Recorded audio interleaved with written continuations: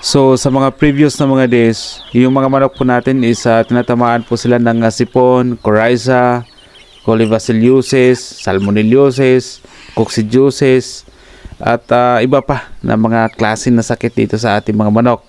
Except siguro sa fowl pox or bulutong. So walang sakit po yung ating mga manok po dito.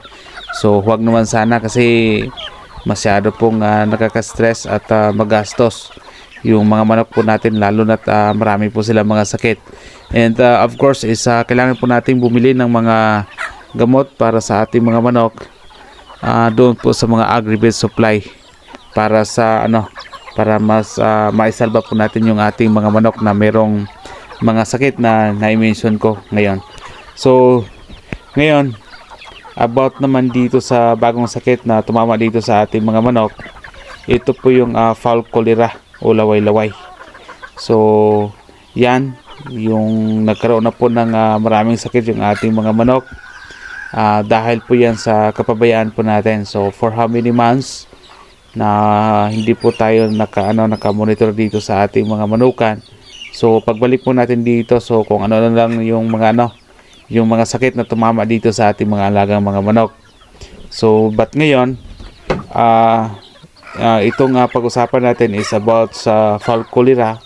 Sa Tagalog, ito po yung laway-laway. So ano ba yung mga palatandaan, mga simptomas na yung manok po natin is tinatamaan po ng sakit na fowl cholera? Una, kapag yung inyong manok is namumutla. So ibig sabihin yan, yung inyong manok is tinamaan po siya ng fowl cholera. Tapos yung inyong mga manok, kung i-check ninyo yung kanilang katawan na sobrang init, kumbaga meron siyang mataas na lagnat. So kung i-compare natin yung kanilang katawan sa ibang mga manok na walang sakit, so parang kakaiba talaga yung init ng katawan ng ating mga manok. So ibig sabihin nun na tinamaan na po yan ng fowl cholera yung inyong mga manok. So other symptoms po dito sa mga manok is yung naglalaway po sila. So kanina merong naglalaway po dito sa ating mga manok. So ngayon lang din is merong namamatay po talaga sa ating mga manok. Ang isa sa mga dahilan yan, yun po yung fowl cholera. And then ang isa pa, yung mga manok po ninyo, kung wala po silang ganang kumain, dahil po yan sa mga kinakain po nila na hindi natutunaw. So ibig sabihin yan, meron po silang mga fowl cholera yung inyong mga manok. Tapos yung isa pa na na simptomas nito, o yung kumbaga malaman natin yung ating manok na may sakit na fowl cholera, kapag yung ipot nila is merong kasama na green and white color. So ibig sabihin yan, yung manok nyo is tinatamaan na po siya ng fowl cholera. So ang isa sa mga din dito, mga dahilan ng fowl cholera o laway-laway, dahil po ito sa pabago-bago ng mga panahon. So pag pag umaga, mga around 9:30 AM, 10 AM, around 11 AM, so sobrang init yung panahon. And then nabay hapon naman mga 3:30, 4, paggabi is mayroong mga ulan. So yun yung isa sa mga dahilan, yung pabago-bago ng mga panahon. Isa pa, ang fowl cholera is dahil po ito sa bakterya na dala po ng mga ibon. So yan, isa din yan sa magkukos ng fowl cholera sa ating mga manok. And then isa pa is yung mga bakterya na dala ng mga daga. So isa yan sa magkukos ng fowl cholera. So actually, itong fowl cholera is medyo delikado ito sa ating mga alagang mga manok, lalo na't marami yung mga alaga po natin ng mga manok po dito. Kasi nga hindi tayo nag-apply ng for vaccination program dito sa ating mga alagang mga manok.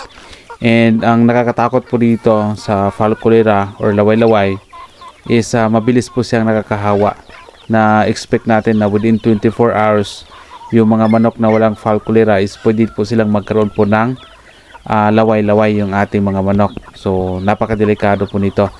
So ngayon, yung gawin po natin dito sa ngayon is magpainom po tayo ng ng T2S 500. So itong T2S 500 is isa itong anti-infective water soluble powder para po sa ating mga manok. So ang T2S ay gamot po ito sa manok na tulad sa atin.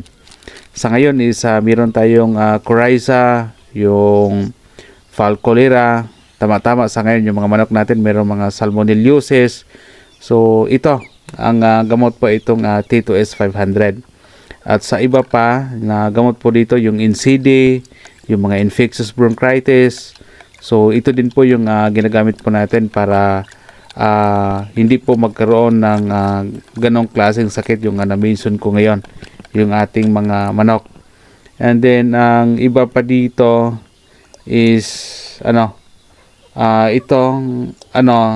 T2S 500. Yung gamit po natin dito ay para lamang po ito sa mga manok na may sakit po talaga. So kung napapansin niyo yung ating mga manok dyan is sinisiparate po natin yung may sakit na laway-laway.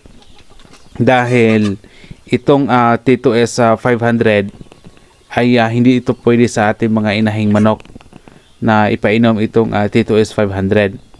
So once kasi na yung itong T2S 500 ay pinainom po natin sa mga inahing manok, maaring yung kanilang pangitlog is maapektuhan. So humihina yung pag-produce ng kanilang mga itlog once ito yung pinainom po natin na T2S 500. So ito yung T2S 500 is exclusive lang ito para po sa mga manok na merong sakit na na-mention ko kanina like falcolera, falfax, NCD, infectious bronchitis. So iba pa yung chronic respiratory disease. So ito yung pinainom natin yung T2S 500. So again, itong T2S 500 dapat iwasan nyo ito sa mga inahing manok na nangingitlog para sa ganon is hindi po maepektuhan yung paghina ng pag-produce ng kanilang mga itlog sa inyong mga inahing manok. So ngayon, update na din. So ngayon, by the way, sa ngayon ang tamang doses po nito sa T2S 500 dapat 5 grams is equivalent po siya ng 1 gallon of water. So example dyan, that's 1 gallon of water. So ang ilagay po natin dyan ay isang sachet ng T2S 500. So ngayon, ilang litro ba yung 1 gallon of water? So kung i-estimate po natin is 4 liters po yan, is equivalent po siya ng 1 gallon of water. So how many days ba na pwede tayong magpainom ng T2S 500? So actually pwede tayong magpainom po nito of around 5 to 7 days. Pero in my side naman, para maging practical, pag sa tingin ko within 3 days, 4 days, pag okay naman sila, so by the next 5, 6 or 7 days, hindi na tayo magpainom ng T2S 500 para hindi tayo magagastusan. So bakit naman tayo magpainom sa ating mga manok na wala namang sakit, okay naman siya, di ba? So yan po yung dosage ng T2S 500. So ngayon, about naman sa sa isang sakit po natin dito, yung salmonellosis, yung Apotylium na may kasama na color white. So ang gamot po natin dito either yung T-Pox 48, pwede yung Aquamed TS, at itong T2S 500 pwede din po ito sa manok na may sakit na salmonellosis. And then, sa ngayon, yung mga manok din po natin is meron din iba, yung mga coryza. So ngayon, since magpainom po tayo ng T2S 500, so sa mga manok po natin na may mga coryza, ito din po yung ipapainom po natin itong T2S 500. So aside sa T2S 500, if example, yung mga manok po ninyo is merong coryza, ang pinaka magandang gawin dyan, yun po yung yung isang kutsarang asin sa isang baso na tubig. So ngayon, yung gagawin po natin dyan is kailangan nating ipatak doon sa mata ng manok po natin na merong coryza. So sa akin dito, mga 2 to 3 days okay na po yung mga manok natin. So ito po yung manok natin na tinatamaan po ng coryza. Ngayon is bali 2 yung tinatamaan ng coryza.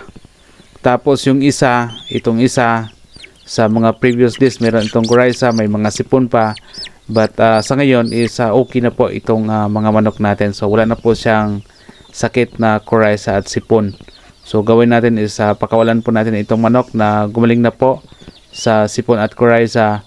Tapos yung isa, kapag magkaroon po ng mga sakit yung ating mga manok, is sinisiparate po natin sa kulungan. So yan po. Tapos disclaimer by the way, ako naman po ay hindi po tayo isang veterinarian at hindi din po tayo isang agriculturist po. So all the videos na ina-upload po namin dito sa aming YouTube channel ay base lamang po yan sa aming mga personal experience. And the product na na-mention din po dito ngayon or ginagamit po dito sa ating mga manok na may sakit, so hindi po tayo nag-promote or hindi din po tayo nag-endorse po dito. So ginagawa lang po natin is to share about sa kunting kaalaman po natin dito sa pag-alaga po ng mga manok. So about sa video po natin ngayon, if hindi pa klaro sa inyo yung ating mga explanation, so pwede kayo mag-comment dyan para at least mas ma-explain ko pa sa inyo ng mas maayos about sa mga manok na may ganitong klase ng mga sakit.